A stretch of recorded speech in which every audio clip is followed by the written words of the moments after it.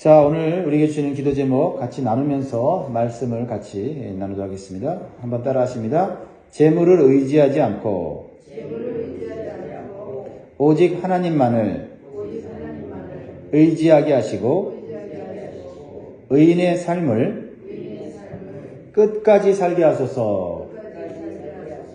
할렐루야. 아멘. 자, 오늘도 하나님 의지하시기 바랍니다.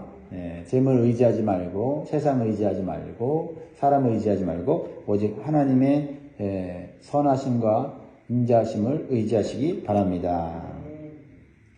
이 세상은요, 악행이 끊이지 않고 계속해서 일어나고 있어요. 왜 그럴까요? 악을 행하는 자들이 눈으로 보기에는 형통하고 잘 나가고 있기 때문에 그래요. 그래서 진실하게 살고 정직하게 사는 것이 어리석게 느껴집니다. 하지만 오늘 시편 52편은 분명하게 우리에게 말씀하고 있습니다. 하나님을 의지하는 의인은 하나님의 보호를 받을 것이고 재물을 의지하는 악인은 하나님의 심판을 받아 멸망할 것이라고 말하고 있어요. 하나님 말씀은 진리입니다. 5절을 보면 그런즉 하나님이 영원히 너를 멸하시며 너를 붙잡아 네 장막에서 뽑아내며 살아있는 땅에서 내 뿌리를 빼시리로다. 이 세상이 아무리 악하고 악을 행하는 자들이 힘을 발휘한다고 해도 우리는 하나님의 살아계심과 공의로우심을 믿고 의롭게 살아가야 한다라는 거죠. 그래야만 우리가 이 악한 세상에서 올바른 기준과 성경적인 가치관을 지키며 끝까지 살아갈 수 있는 줄 믿습니다. 그래서 우리는 오늘 본문 말씀을 통해서 다시 한번 이 세상의 삶을 어떻게 살 것인가 결단하고 도전받기를 원합니다. 이 세상의 삶은 두 부류의 사람으로 크게 나눌 수가 있어요. 앞에서 잠시 언급했듯이 오직 재물만을 의지하는 사람과 오직 하나님만을 의지하는 사람으로 나눌 수가 있어요. 여러분들은 한번 평가해 보시기 바랍니다. 나는 하나님만을 의지하는 사람인가? 아니면 재물도 의지하며 살고 있는가? 한번 생각해 보는 시간이 되면 좋겠습니다. 그러면 오직 재물만을 의지하는 사람의 특징은 무엇이고 또한 그러한 사람의 인생의 결말은 무엇인가? 한번 살펴보려고 합니다. 재물만을 의지하는 사람은 일단 하나님을 두려워하지 않는 사람이에요. 하나님을 인정하지 않는 사람입니다. 또 하나님보다 재물을 더 위에 놓고 사는 사람이죠. 그래서 돈을 벌고 출세하기 위해서는 어떠한 악한 계획이라도 세우는 사람이다라고 오늘 1절은 말하고 있어요. 1절 보면 포악한 자여 네가 어찌하여 악한 계획을 스스로 자랑하는가? 하나님의 인자하심은 항상 있도다. 악한 계획을 스스로 자랑하는 자가 있다라는 겁니다. 그러니까 여기서 포악한 자는 악으로 크게 영향력을 미치고 강력한 힘을 발휘하는 그런 악한 권세자를 의미합니다. 우리가 이 세상에서 강력한 권세를 가지고 악을 행하면서 온갖 재물을 끌어모으고 화려한 삶과 각종 쾌락을 즐기는 삶을 살면서 그것을 자랑스럽게 여기는 사람들을 보게 돼요. 마치 이렇게 사는 삶이 성공적인 것처럼 말을 합니다. 그래서 많은 사람들이 거기에 영향을 받아요. 야, 악하게 살아도 성공하면 법을 초월해 살 수 있고, 그렇죠? 그리고 그 사람을 아무도 건드릴 수가 없구나. 높아져야 되고 강해져야 되고 많은 재물을 가져야 된다고 하는 그런 생각에 초점을 맞춘 나머지 악한 계획을 자랑하는 그런 자리까지 올라간다라는 겁니다. 그런데 그런 악한 권세자들의 비리나 부정을 말하면 어떻게 됩니까? 오히려 억울하게 고통을 당하고 또 희생을 당하는 것을 우리는 뉴스 기사나 방송을 통해서 종종 보게 돼요. 저거 부정인데 저거 교묘한 악한 음모가 있는데 라고 하면서도 사람들이 그것을 감히 말하지 못하고 또 대적하지 못하는 현실을 보고 있어요.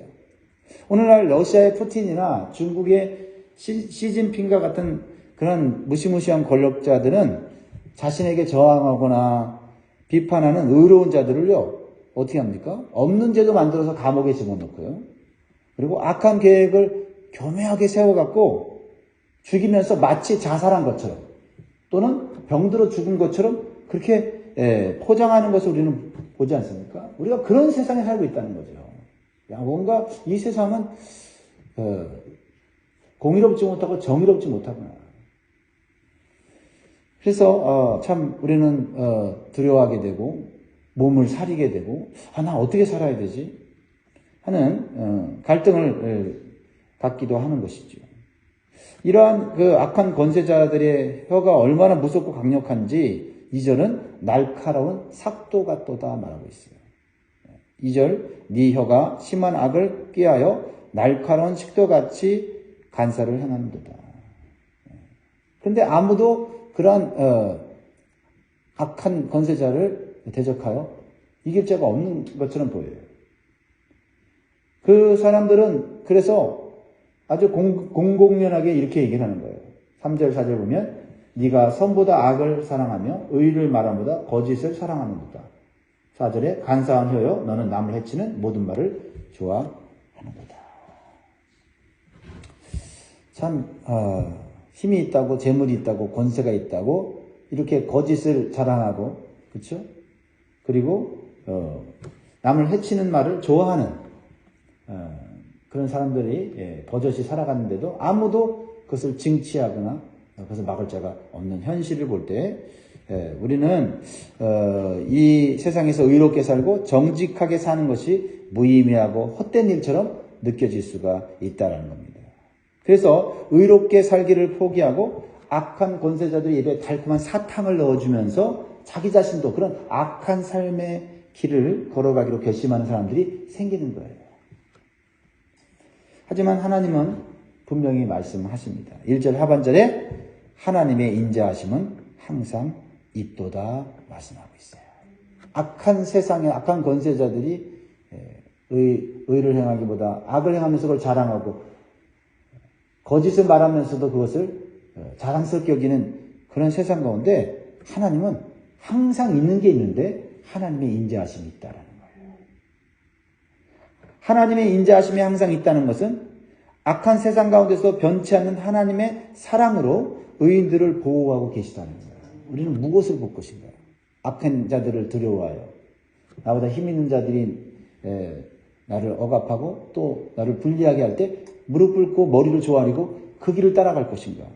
아니면 하나님의 인자하심이 여전히 항상 우리에게 있다는 사실을 믿고 그 말씀을 붙잡고 살 것인가? 우리는 결단해야 된다 이 말이에요. 자, 하나님의 인자하심이 항상 있다는 말씀을 믿고 붙잡아야 되는 이유는 뭐예요? 두 가지 이유를 가지고 있는데 지금 하나님이 힘이 없어서 가만히 계신 게 아니에요. 오래 참고 기다리시는 하나님의 인자하심이 있다. 악한 자들에게도 하나님이 오래 참으면서 하나님께서 악한 자들이 자기의 죄를 깨닫고 회개하기를 기다리십니다. 그러나 그 악한 자들은 회개치 않으면 하나님의 심판을 피하지 못할 것이라는 걸 말하고 있는 거예요. 또 다른 의미는 하나님의 인자하심이 의롭게 사는 자를 보호하고 항상 있을 것이기 때문에 우리는 세상의 악함을 보면서 부정을 보면서 우리는 낙심하지 말라 하는 것입니다. 오히려 어떻게 해요? 선을 행하면서 하나님이 계신 것을 보여주는 그런 삶을 우리가 살아내야 한다라고 말씀하고 있는 것입니다. 믿으십니까?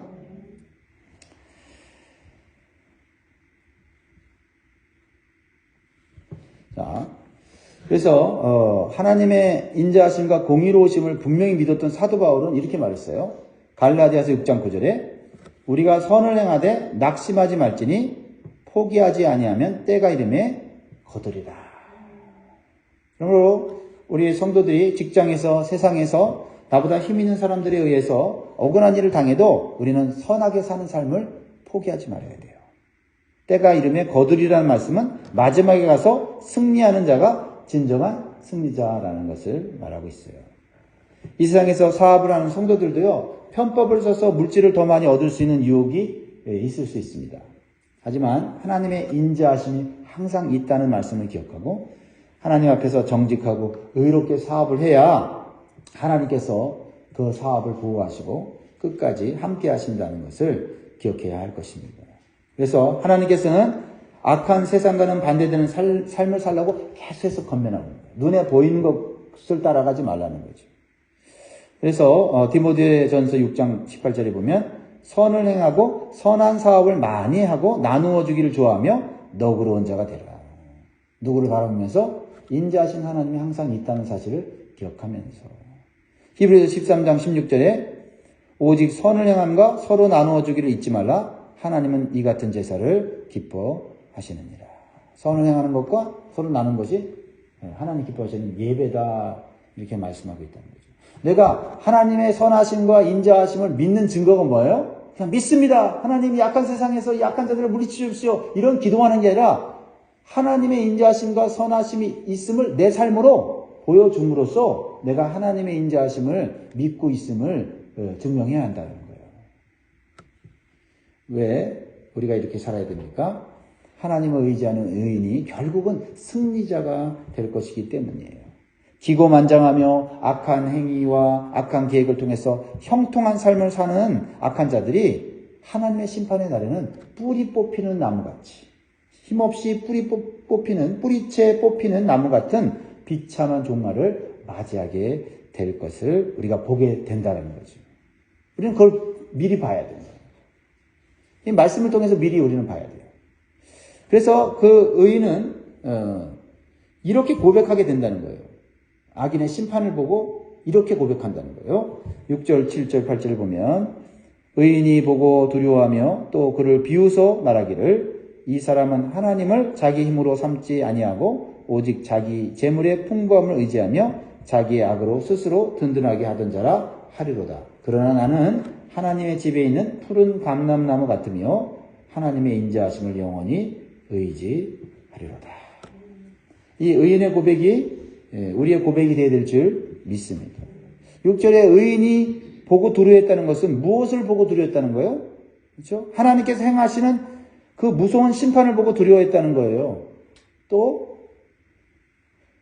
다른 의미는 하나님의 위대하심을 보고 경외했다. 이것을 말하고 있는 것입니다.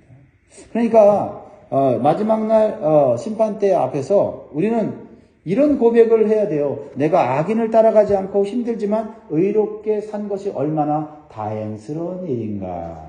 그런 마음이 들어야 된다는 거예요. 얼마나 감사한 일인가. 잘 견딜 수 있도록 그래도 유혹 가운데 흔들리지 않고 선한 삶을 선택한 것을 얼마나 잘했는가. 하나님의 도우심 없이는 할 수 없었을 텐데. 이런 마음이 드는 거고요. 그러면서 반대로 잘 나가던 악인들은 자기네 악한 계획을 시행해서 온갖 재물과 화려하고 쾌락적인 삶을 추구해도 누가 뭐라고 하지 않는 그런 삶을 살았던 악인들은 야, 내가 자랑하던 것 때문에 내가 망하게 되었구나. 이렇게 고백하게 될 거다. 그걸 미리 보라는 거예요. 우리는 인생의 마지막에 가서 어떤 고백을 할 것인가를 여러분 오늘 결정하시기 바래요. 결정하시길 바래요. 하나님만을 나의 힘으로 삼은 것이 가장 큰 복이었다고 고백할 수 있기를 바랍니다. 그리고 재물을 의지하고 악한 자들의 가치관과 자랑을 따라가지 않은 것을 감사할 수 있기를 바랍니다. 미리 찬양할 수 있기를 바래요. 다윗은 이 시편 52편의 배경이 되는 자신의 인생에 일어난 이 충격적인 사건을 통해서 분명히 우리에게 교훈하고 있는 거예요. 에돔 사람 도액이라는 사람이 악한 권세자인 사울왕에게 아부하여 자신이 출세하고 재물을 많이 얻으려는 악한 계획을 세웠어요. 여러분 그 내용을 아시죠? 그래서 다윗이 사울왕을 피하여 도망 다닐 때에 높당에 있는 제사장 아히멜렉에게 가서 도움을 요청했어요. 배고파서 먹을 걸 달라고 했고 혹시 무기가 없느냐고 해갖고 골리앗의 예전에 다윗이 죽인 골리앗의 칼을 받아서 이제 다윗이 피난길을 오르게 되죠. 그런데 이러한 것을 사울의 목자장이 이 에돔 사람 도액이 본 거예요. 그리고 이 본 것을 가지고 내가 사울왕에게 내가 유리하게 좀 말을 좀 바꿔서 내가 유리하게 보고를 해서 내가 출세 좀 해야 되겠다. 돈 좀 벌어야 되겠다. 이렇게 생각했다는 거죠. 이게 악한 자들의 속성이다라는 거죠. 그래서 다윗에게 도움을 준 아히멜렉 제사장을 비롯하여 85명의 제사장들이 학살당했어요. 누가 죽였습니까? 사울의 명령에 의해서 도액이 자신이 직접 처리해버린 거예요. 그리고 심지어는 그의 가족들도 다 죽이는 그런 엄청난 학살을 했습니다. 이 모든 것이 간사한 혀로 출세하려는 도액의 악한 계획으로 만미하는 거예요. 그렇게 하고도 양심에 가책이 없어요. 왜요? 내가 잘 나가니까, 형통하니까. 그렇게 살아도 아무도 뭐라고 하지 않고 오히려 두려워하니까 야, 이렇게 살아도 되는구나라고 착각했다라는 겁니다. 하지만 다윗은요, 그의 악한 계획으로 인해서 형통한 것은 일시적인 것이고 공의로우신 하나님 앞에서 무너질 것이라고 확신했어요. 왜냐하면 이전에 자신의 삶을 통해서 이미 깨달았고 믿음의 조상들의 그 삶을 통해서 하나님이 역사하신 의로우심과 선하심을 보고 들었기 때문이에요. 그래서 자신은 악을 따라 행하거나 과도하게 분노하여 복수하지 않기로 결심한 거예요. 오직 하나님만 의지하며 선한 삶을 살겠다고 결심하게 된 것이에요. 여러분, 이런 그 충격적인 사건과 고통스러운 상처를 받았을 때 우리는 흔들릴 수 있어요. 그러나 우리는 감정에 휩쓸리지 말고 악한 자들이 행하는 모습을 따라 행하지 말고 하나님의 말씀을 붙잡아야 돼요. 하나님의 인자하심은 항상 있도다. 하나님의 공의로우심이 반드시 우리의 삶 가운데 임할 것이다라고 하는 믿음을 가지고서 우리는 선한 삶을 살아야 돼요. 그리고 다윗처럼 이렇게 고백을 해야 돼요. 뿌리 뽑히는, 마지막에 가서 힘없이 비참하게 뿌리 뽑히는 악한 나무, 악한 열매를 맺는 나무가 아니라 하나님의 집에 있는 푸른 감람나무처럼 하나님이 보호하시고 하나님이 열매 맺게 하는 나는 그런 의로운 열매를 맺겠다. 그런 의로운 나무가 되겠다고 결심해야 한다는 거예요. 세상이 악할수록 나는 더 의롭게 살아야겠다고 결심하는 자가 하나님의 인자하심을 맛보는 자다. 8절, 9절 같이 읽고 마무리하겠습니다. 시작. 그러나 나는 하나님의 집에 있는 푸른 감람나무 같으며 하나님의 인자하심을 영원히 의지하리로다. 주께서 이를 행하셨으므로 내가 영원히 주께 감사하고 주의 이름이 선하심으로 주의 성도 앞에서 내가 주의 이름을 사모하리로다. 여러분, 세상을 어떻게 바라보시겠습니까? 악한 것을 우리는 인정할 수밖에 없어요. 그러나 하나님의 인자하심과 선하심과 공의로우심이 항상 있다라는 사실을 믿어야 되고 그런 삶을 추구해야 될 줄 믿습니다. 그러므로 우리는요, 우리의 신앙생활이라는 것은 사실 매일이 믿음의 결단이 되어야 된다는 거예요. 단순히 열심히 믿는 게 아니라 믿음의 결단이 있어야 돼요. 뭐예요? 하나님을 의지할 것인가? 이 세상 재물을 의지할 것인가? 결단하면서 살아야 돼요. 여기서 내가 악한 삶을 살 것인가 선한 삶을 살 것인가가 결정이 돼요. 재물 따라가면요, 우리는 결국 양심을 팔아버리게 되고 하나님을 의지하기보다는 재물을 의지하는 삶으로 살아갈 수밖에 없어요. 당장의 이익을 따라가는 자가 아니라 영원하고 복된 삶을 영적인 눈으로 미리 바라보는 자들이 되어야 될 줄 믿습니다. 그래서 다윗처럼 끝까지 선을 행하고 의로운 삶을 살겠다고 결심하며 살 때 인자하신 하나님께서 고난 가운데서 지키시고 불 가운데서 지키시고 시험 가운데서 지키시고 보호하시는 은혜와 능력을 받아가며 살아갈 줄 믿습니다. 기도하겠습니다.